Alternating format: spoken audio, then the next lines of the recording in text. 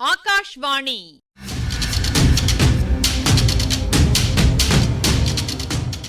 பொன்னியின் செல்வங்கள் வாசிப்பும் ஆய்வும். வாசிப்பவர் ராமசுவாமி சுதர்சன் அவர்கள்.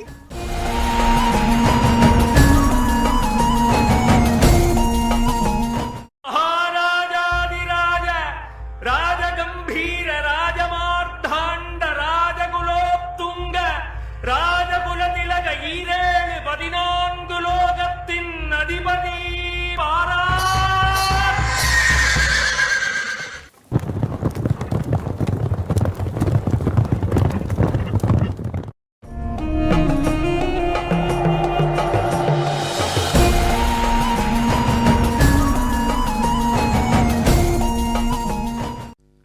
நந்தினியும் ராக்கம்மாளும் உரையாடி கொண்டிருக்கிறார்கள். அப்போது பேச்சு பூங்குழலி பற்றி திரும்புகிறது. அதற்கு ராக்கம்மாள், நானே சொல்லணும்னு இருந்தேன், மந்திரவாதியை என் புருஷன் கடலில் ஏற்றிக்கிட்டு போனதுக்கு மறுநாள் இன்னும் 2 பேர் வந்தாங்க. அவங்கள பிடிக்கிறதுக்காக பழுவூர் ஆட்களும் தொடர்ந்து வந்தாங்க. அவங்கள ஒருத்தனை என் நாத்தி படகுல ஏற்றிக்கிட்டு இரவுக்கிரவே இலங்கைக்கு போச்சு. அவளுக்கு படகு விட தெரியுமா? படகு விடுறதே அவளுக்கு வேலை. படகு விடாத நேரங்களில் கோடிக்கரை காடுங்களில் சுற்றி அலையும் அது. இந்த காட்டில் அவளுக்கு தெரியாத மூலை முடுக்கு ஒன்றும் கிடையாது. அவள் இன்னும் திரும்பி வரவில்லை என்றால் அதை கொண்டு நீ என்ன ஊகிக்கிறாய்? யாரோ கடலில் மூழ்கி போயிட்டதா இவங்க அலறி அலறி அடிச்சுக்கிறாங்களே, அது நிச்சயம் இல்லைன்னு சொல்கிறேன். பூங்குழலி வந்த பிறகு அது நிச்சயமாகும். அந்த பெண்ணும் மூழ்கி இருக்கலாம் அல்லவா? அவ மூழ்க மாட்டா. கடல் அவளுக்கு தொட்டில் மாதிரி. அதோட மேலும் என்ன, கொஞ்சம் முன்னால கலங்கர விளக்கின் உச்சியில் ஏறி பார்த்துக்கிட்டு இருந்தேன்னா ரொம்ப தொலைவில் ஒரு படகு வர மாதிரி தோணுச்சு. அப்புறம் அது கரைக்கே வரல. என்ன ஆகியிருக்கும்? இங்கே கடற்கரை ஓரத்தில் கூட்டமாக இருக்கிறத பார்த்துட்டு வேற சதுப்பு நில கால்வாயில் படகு விட்டு கொண்டு போயிருக்கக்கூடும். அது கூட சாத்தியமா? பூங்குழலிக்கு சாத்தியமில்லாதது ஒன்றுமே இல்லைங்கம்மா. தஞ்சாவூர்காரனும் என்னோட உச்சிக்கு வந்து பார்த்துக்கிட்டு இருந்தான். அவனுக்கும் அப்படித்தான் தோணுச்சான். சரி, எப்படியாவது இருக்கட்டும். நான் இப்போது குழகர் கோவிலுக்கு போகலாம் வா. துணைக்கு சேந்தன் அமுதனை கூப்பிட்டு வரட்டுமா? வேண்டாம், அவன் அவளுடைய மாமன் மகளை தேடட்டும். நாம் அதற்கு குறுக்கே நிற்க வேண்டாம். இருவரும் குழகர் கோயிலை நோக்கி புறப்பட்டார்கள். பூங்குழலியைப் போலவே ராக்கம்மாளுக்கும் கோடிக்கரை புதை சேற்று குழிகளை பற்றி நன்கு தெரிந்திருந்தது. நந்தினிக்கு ஜாக்கிரதையாக வழிகாட்டி அழைத்து கொண்டு போனாள். இருவரும் குழகர் ஆலயத்தை அடைந்தார்கள். கோவில் பட்டர் அவர்களைக் கண்டு வியப்படைந்தார். ராணி, இது என்ன இந்த நேரத்தில் தனியா வந்திருக்கிறீங்க? பரிவாரங்களே இல்லாம முன்னாலேயே எனக்கு சொல்லி அனுப்பியிருக்க கூடாதா? தங்களை வரவேற்க ஆயத்தமாக இருந்திருப்பேனே என்றார். அதற்கெல்லாம் இதுதானா சமயம் பட்டரே? சோழ நாட்டுக்கு பெரும் விபத்து நேர்ந்திருக்கிறதே. சோழ நாட்டு மக்களின் கண்ணின் மணியான இளவரசரை கடல் கொண்டு விட்டதாகச் சொல்லுகிறார்களே. இளவரசரை காப்பாற்றி அருளும்படி குழகரிடம் முறையிட்டுக் கொள்வதற்காக வந்தேன் என்றாள் நந்தினி. அப்படியெல்லாம் ஒன்றும் நேராது தாயே. தாங்கள் கவலைப்பட வேண்டாம். நம் பொன்னியின் செல்வருக்கு சமுத்திரராஜனால் ஆபத்து ஒன்றும் நேராது என்றார் குருக்கள். இதனால் அவ்வளவு உறுதியாகச் சொல்லுகிறீர்கள் பட்டரே? இளவரசர் பிறந்த நட்சத்திரமும் லக்னமும் அப்படியம்மா. உலகமாள பிறந்தவரை கடல் கொண்டு போயிடுமா? நீங்க வருத்தப்படாதீங்க. குழகரை பிரார்த்தனை பண்ணிக்குங்க. அவசியம் இளவரசரை காப்பாற்றுவார் என்றார் பட்டர். இவ்வாறு கூறிவிட்டு சுவாமிக்கு தீபாராதனை செய்து திருநீரும் கொடுத்தார். அம்மணி, நீங்க இவ்வளவு மேலான நிலைமையில இருப்பது குறித்து ரொம்ப சந்தோஷம் என்றார். என்னை உங்களுக்கு முன்னமே தெரியுமா பட்டரே? தெரியும் ராணி.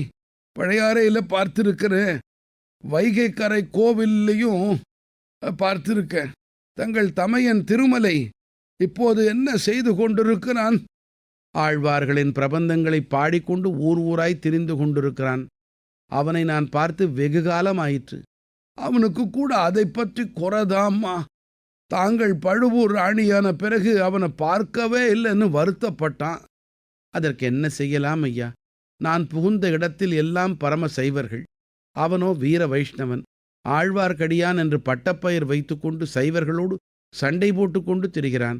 அவனை எப்படி நான் சேர்ப்பது? புகுந்த வீட்டாரின் மனங்கோணாமல் நான் நடந்து கொள்ள வேண்டாமா? உண்மைதான் தாயே, உண்மை. தங்கள் பதியோட மனங்கோணாமல் நடப்பதுதான் முக்கியமானது. ஆழ்வார்க்கடியான் எப்படியாவது போகட்டும்.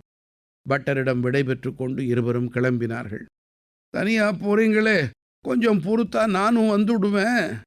வேண்டாம் ஐயா, எங்களுக்காக அவசரப்பட வேண்டாம். இந்த பெண்ணுக்கு இந்த பக்கமெல்லாம் நன்றாய் தெரிகிறது. அதோடு இன்றைக்குத்தான் கோடிக்கரை முழுவதும் அமளி துமளிப்படுகிறதே, பயமொன்றும் இல்லை.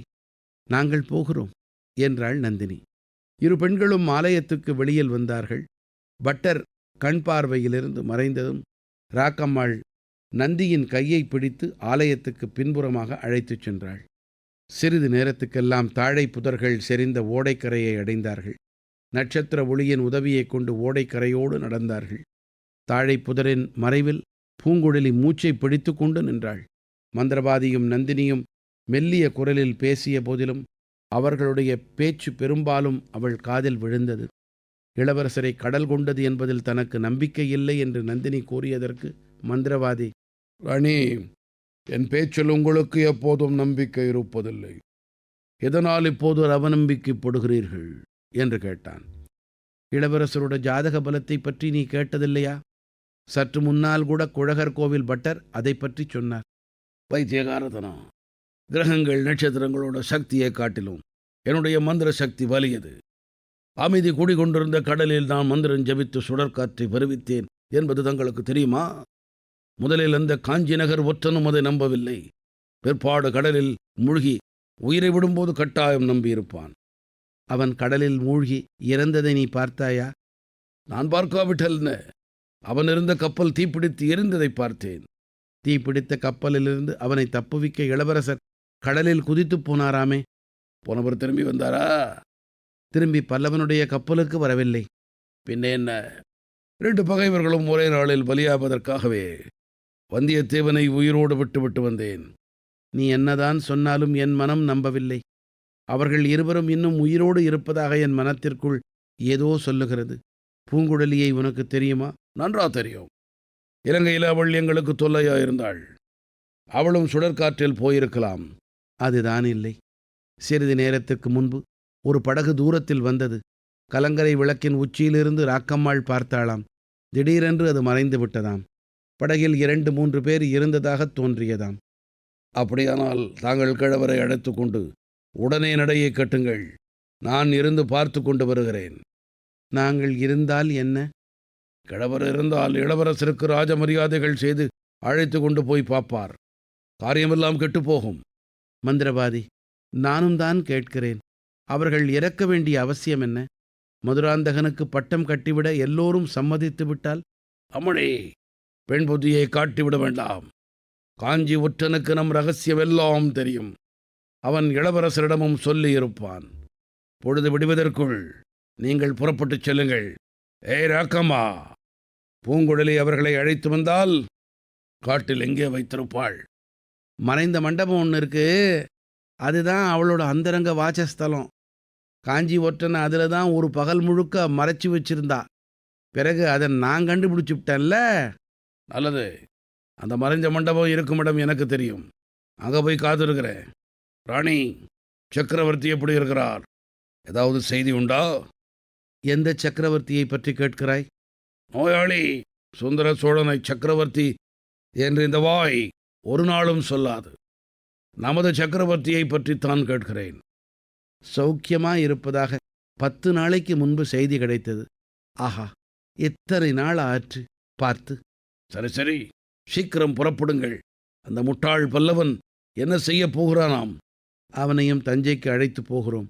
அவன்கிட்ட ஜாக்கிரதையா இருங்க. அவனை பற்றி கவலை இல்லை. நான் காலால் இட்டதை அவன் தலையால் செய்ய காத்திருக்கிறான். இருந்தாலும் ஜாக்கிரதையா இருப்பது நல்லது. காஞ்சி ஒற்றன் வந்தியத்தேவனிடம் தாங்கள் கொஞ்சம் ஏமாந்து போனீர்கள் அல்லவா? அது உண்மைதான். அதனாலேயே அவனை உயிரோடு மறுபடியும் பார்க்க விரும்புகிறேன். அந்த ஆசையை அடியோடு விட்டுவிடுங்கள் ராணி. இவ்வாறு பேசிக்கொண்டே அவர்கள் அங்கிருந்து நகரத் தொடங்கினார்கள் என்று தெரிந்தது. பூங்குழலி தன்னை அவர்கள் பார்க்காத வண்ணம் இன்னும் நன்றாய் புதரில் மறைத்து கொண்டாள். நல்ல வேளையாக அவள் இருந்த பக்கம் அவர்கள் வரவில்லை. வேறு திசையாகச் சென்று விட்டார்கள். இப்பகுதியின் ஆய்வினை வழங்குகிறார் ஐங்கரன் அவர்கள்.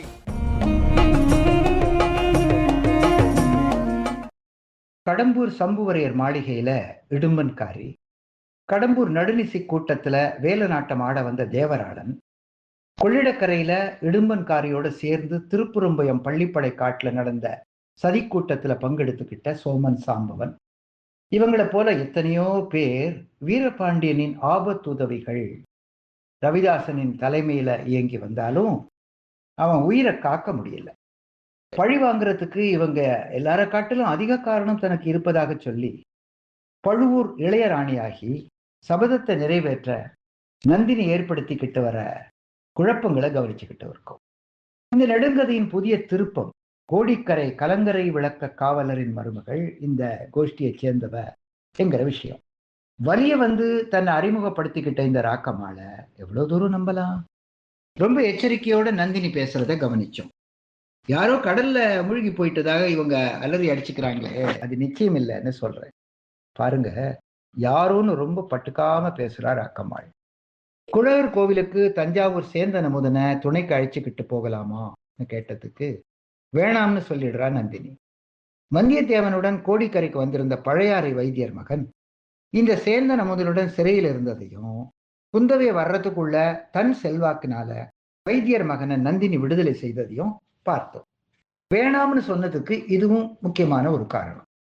கதையின் அடுத்த கட்டத்துக்கு போகும் முன் ஒரு விலகல்.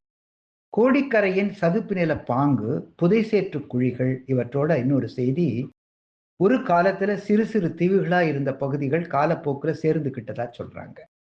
இதுக்கு சான்றாக இன்றும் சில பகுதிகள் தீவுங்கிற பேர்ல இருக்கின்றன. ஓணான் தீவு, தாழையடி தீவு, இப்படி. தியாக விடங்க கரையரின் முன்னோர்களுக்கு இன்னும் சில பெயர்கள் தெரிஞ்சிருக்கலாம். இலங்கையிலேயே அருள்மொழிவர்மரை நெருங்க முடியல ரவிதாசனால. இங்க கோடிக்கரையில அவரை கண்டுபிடிச்சாலும் ஒன்னும் செய்ய முடியாது. நந்தினி ஏதோ குழப்பத்துல இருக்கிறார். எந்த முயற்சி பண்ணினாலும் காரியம் கெட்டுப்போகும். பொழுது விடியறதுக்குள்ள எல்லாரும் புறப்படுங்க, நான் பார்த்துக்கிறேன்னு அவசரப்படுத்துறான். இந்த நிலையில ரவிதாசன் என்ன திட்டம் வச்சிருக்கார் போக போக தெரியும். நந்தினி முற்றிலும் எதிர்பாராத போது கேட்கிறான், ராணி, சக்கரவர்த்தி எப்படி இருக்கார்? ஏதாவது செய்தி உண்டா? இது அடுத்த திருப்பம்.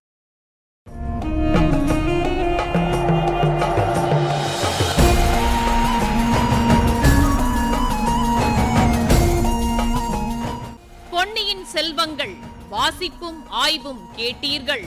வாசித்தவர் ராமசுவாமி சுதர்சன் அவர்கள். ஆய்வினை வழங்கியவர் ஐங்கரன் அவர்கள். படைப்பு சென்னை வானொலி நிலையம்.